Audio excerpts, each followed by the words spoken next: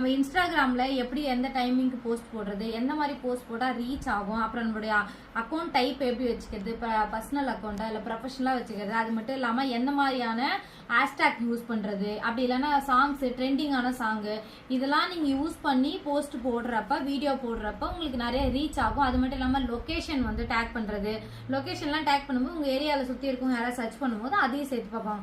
ஓகேவா? நம்ம கற்றுக்கிறது பியூட்டிஷியன் படிக்கிறது மட்டும் இல்லாமல் நம்ம பிஸ்னஸ் எப்படி நம்ம அடுத்த லெவல் கொண்டு போகிறது, நம்ம படித்த விஷயத்த எப்படி நம்ம வந்து கரெக்டாக ப்ராப்பராக பண்ணுறன்றதை பார்க்க போகிறோம். ஓகேவா?